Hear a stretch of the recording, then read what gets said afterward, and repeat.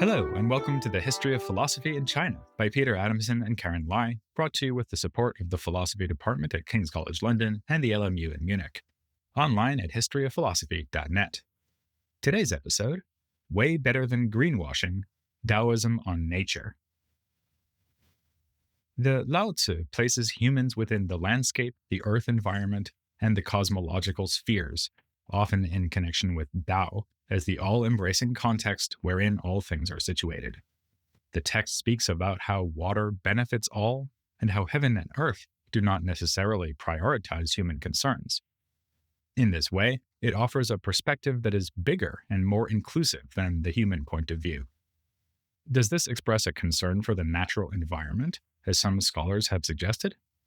As we know, concern for the environment can come in many guises. A person who doesn't think too much about the future of the Earth might make quite a bit of effort to recycle their plastic waste just because there are ad campaigns around, and they feel good when they recycle. Nothing wrong with that. Or they might be an active member of Greta Thunberg's Fridays for Future. Or they might be deeply worried about the condition of the planet for future people, and primarily address that by giving generously to environmental organizations. It's not clear that the Laozi cares about the planet Earth, or that it advocates that humans should live sustainably for the sake of future generations. However, the text does seem to display powerful awareness of the natural world, and not only because it refers to the winds and water as aids to broaden our imaginations.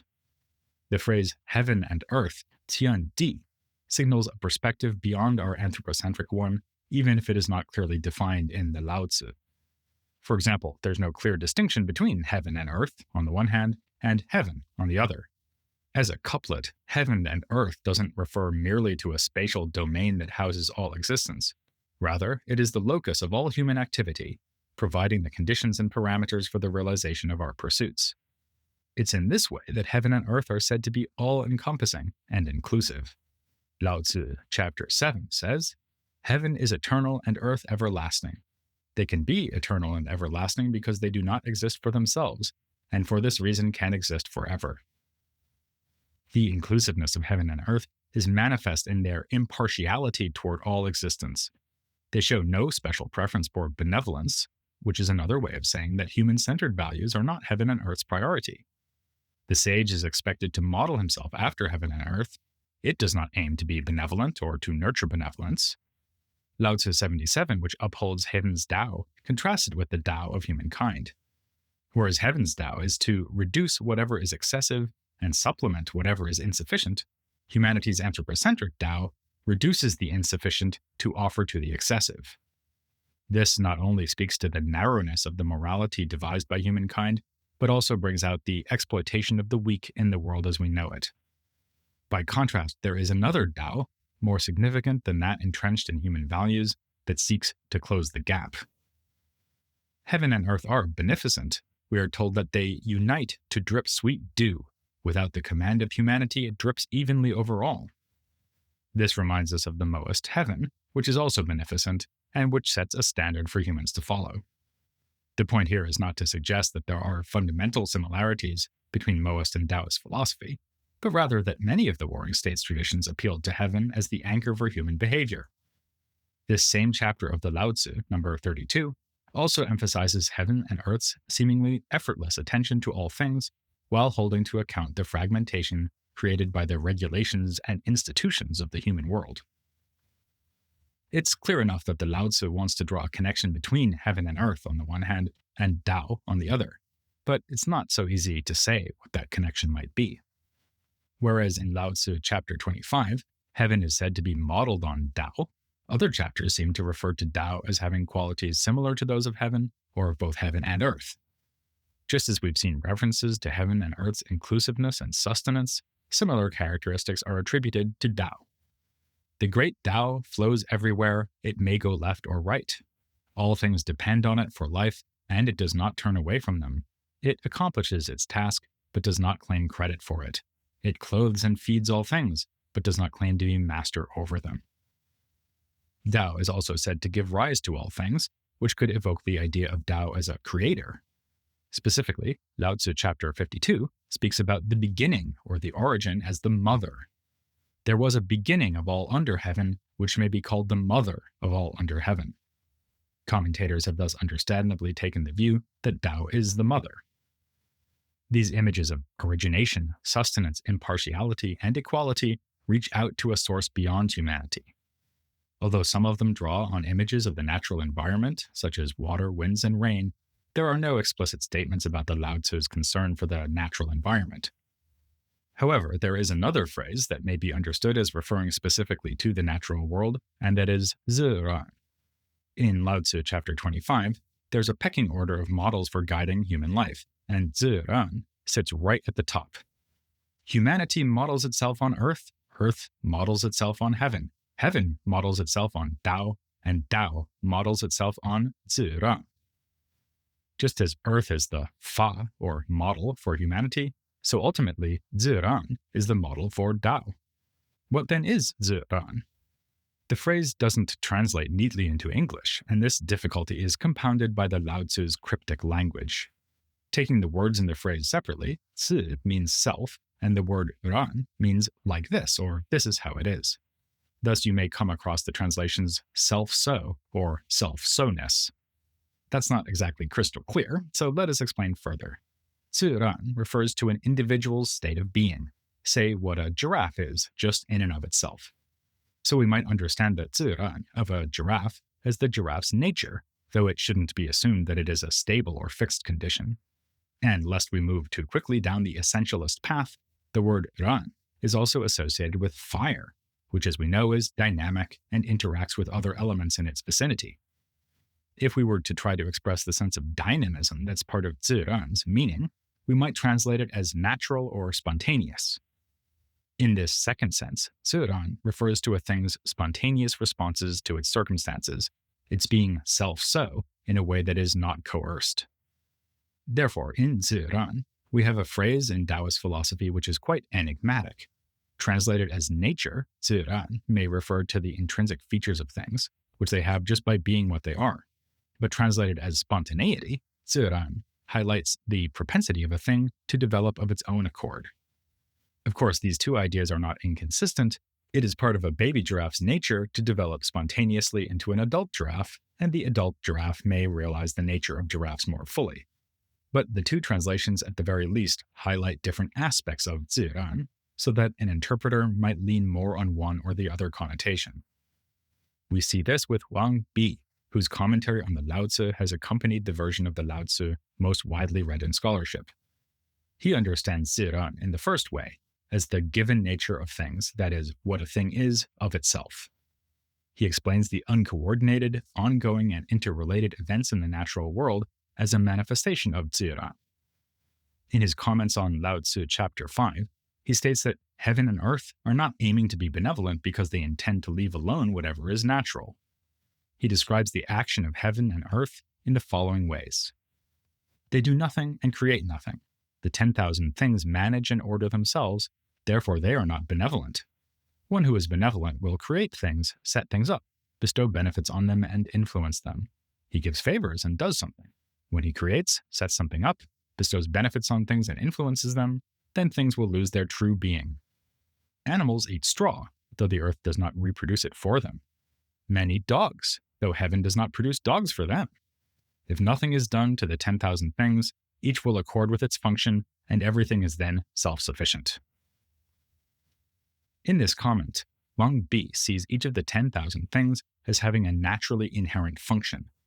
In his view, heaven and earth respond to this characteristic of things by refraining from imposing any restrictions on them, so that the true being of each thing is not eclipsed or impaired.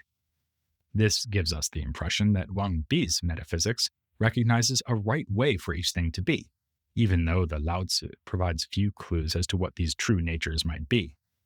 For Wang Bi, ziran, the nature of each individual being, should be left alone to develop. If we humans leave things to go their own way, we are imitating heaven and earth.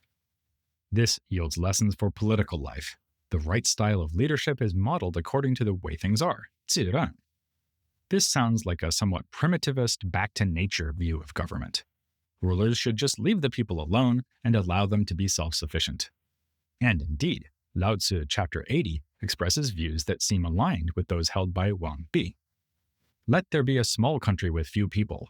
Let there be 10 times and 100 times as many utensils, but let them not be used. Let the people value their lives highly and not migrate far. Even if there are ships and carriages, none will ride in them. Even if there are arrows and weapons, none will display them. Let the people again knot cords and use them in place of writing. Let them relish their food, beautify their clothing, be content with their homes, and delight in their customs. Though neighboring communities overlook one another and the crowing of cocks and barking of dogs can be heard, yet the people there may grow old and die without ever visiting one another. Though we do have this one passage in the Lao Tzu that explicitly describes a life based on nature, one would like to hear more. The chapter doesn't question the food chain or the built environment or even fashion, but contents itself with speaking against the need for travel. Given that nature, in this sense, Ziran, is not clearly defined in Lao Tzu, it's hard to accept Wang Bi's conclusion that humans should organize their lives around it. True, Ziran refers to what things are. The nature of humans is like this, the nature of winds is as they are so, like that, and so on, for both living organisms and inanimate things.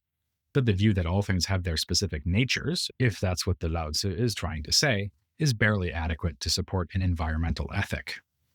So let's consider the other possible connotation of ziran, that is, ziran as spontaneity. In this case, ziran refers to the propensity of a thing to respond to circumstances, focusing on how it acts without being coerced. The Lao Tzu gives us some clues about what coercion might look like. As we saw, it speaks against regulations and institutions as they seek to entrench predictable, uniform conduct and to promote a single vision of the good that holds for all. The idea of spontaneity resists adherence to fixed targets, the sort of goals promoted by many of the other thinkers, like benevolence in Confucianism and universal benefit in Moism. For the Taoists, because all things and entities are embedded in contexts and interdependent with others, fixation on specific visions deprives individuals of the opportunity to have and to express a view, to be self-so. This approach to life cramps one's style, so to speak. The Lao Tzu provides some vignettes of how spontaneity is manifest in society. When rulers are mindful that they should encourage spontaneity in individuals, they do not put themselves in the forefront. Lao Tzu chapter 17 says, "The best rulers are those whose existence is merely known by the people. The next best are those who are loved and praised. The next are those who are feared, and the next are those who are despised. It is only when one does not have enough faith in others that others will have no faith in him. When tasks are complete and affairs successful, the people say, 'We have done this spontaneously.'" This passage proposes a leadership style that doesn't require people to conform to its values, but which allows them to exercise some initiative. Here, it doesn't seem that the ruler is simply meant to allow the people to realize their inborn natures. Rather, the focus seems to be on the question of agency. Rather than the people being compelled from outside, they are trusted to see to their own affairs as they see fit. Applying this to Lao Tzu chapter 25, about how humans model themselves after Earth, which models itself after heaven, while Tao models itself after Ziran, we would learn that humans should be allowed to act spontaneously the way that things in nature do. Again, the point is not necessarily that human beings or natural beings should be left to realize their essential natures, but that they are allowed to go their own way, whatever that might turn out to be. Finally, the idea of spontaneity and the term ziran are associated with several concepts that the Lao Tzu unambiguously advocates, including simplicity, being non-combative, quietude, non-assertiveness, and pliability. These qualities are sometimes associated with emptiness and with femininity. Together, these terms seem to suggest the idea of taking a back seat, refusing to join in the rat race. Perhaps they express resistance to the dominant culture, which often celebrated self-assertion and ambition. This too may be framed in terms of being spontaneous in one's actions rather than going along unthinkingly with prevailing values. Unfortunately, these terms are simply used in the Lao Tzu without ever being defined or further explained. Without more detail on these different qualities and how they would be manifested, it's hard to tell how readers can take practical guidance from them. But there is another important word in the Lao Tzu that we can use to fill out the Taoist picture of spontaneity. The word de, translated as virtuosity, appears in the alternative name of the Laozi, the Daodejing. Some early thinkers must have deemed de so important that it earned a place alongside Dao in the very title of the work. We might come across the translation of de as virtue in the sense of morality or goodness, as when we say, humility is a virtue. But this restricts the meaning of the word in a way suitable for its use in Confucian philosophy. In Taoist philosophy, de is more often used with a broader meaning as referring to an individual's capacities, propensities, or dispositions, or some mix of these. De, in this sense, need not be a general virtue that all should seek to embrace. Nor does de even necessarily have to do with moral concerns. Qualities associated with it include being non-combative and being able to overcome anything. Someone who embodies de to the utmost does not impose de on others. It seems then that the Lao Tzu's de does not conform to conventional ways of thinking about good and bad. The translation of de as virtuosity captures the idea that it refers to a person's qualities, which manifest in their present actions and, potentially, in their future activities. Other English words that capture the meaning of the Taoist de include power and potency. These renderings would convey the idea that an individual's capacities enable them to respond to situations effectively. Effectiveness, that is, in bringing to fruition certain outcomes that align with the Taoist vision. Thinking about de in this way gives us reason to question the cliché that Taoist philosophy says we should just go with the flow. There's clearly more to it than that, since what each person can achieve depends on the power or virtuosity they bring to each situation. It's unusual that a text from the Warring States period seeks to bring out the distinctive qualities of individuals. As we've seen repeatedly, the most common conception of government proposed by officials was for standards to be established, with varying degrees of discretion accorded to the people. Our analysis of de suggests that the Taoist sage embraces quite a different model of government, one that encourages, or at least makes room for, individuals to be a bit different from the crowd. On the other hand, we should be mindful that the Taoist de is not concerned about individual independence and assertiveness. After all, each being or entity is but one of the 10,000 things which together coexist under the sweep of heaven and earth, or of Tao. Thus, when we talk about de in terms of potency, we need to understand how an individual's specific qualities are put to use. A charismatic leader can't rally the people to fight for a cause if she's stranded on a desert island, and you can be the best wine taster on earth, and it will do you no good if you're living under prohibition. In short, then, de refers to how the unique qualities of individuals bring about changes in the world and within the larger context in which they find themselves. This lived environment is the locus for their activities and engagement. This brings us to a final connection between Tao and the natural world. Tao sometimes itself appears as the context within which all things are situated. This sense of environment is not of inert space, but of a living place within which interactions occur.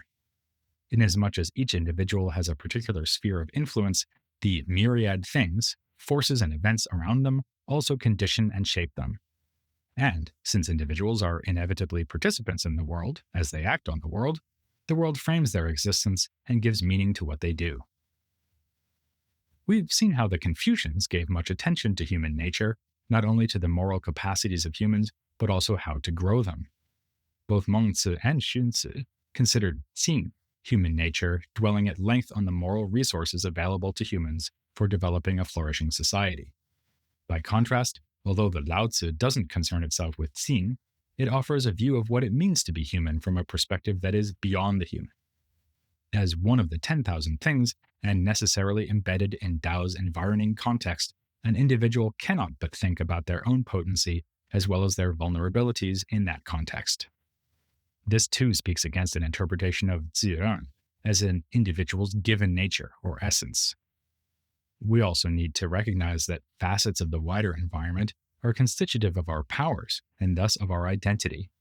In this way, the environment contributes to making us who we are. This conception of an individual, located in an ever-transforming environment, moves beyond a concern just for nature.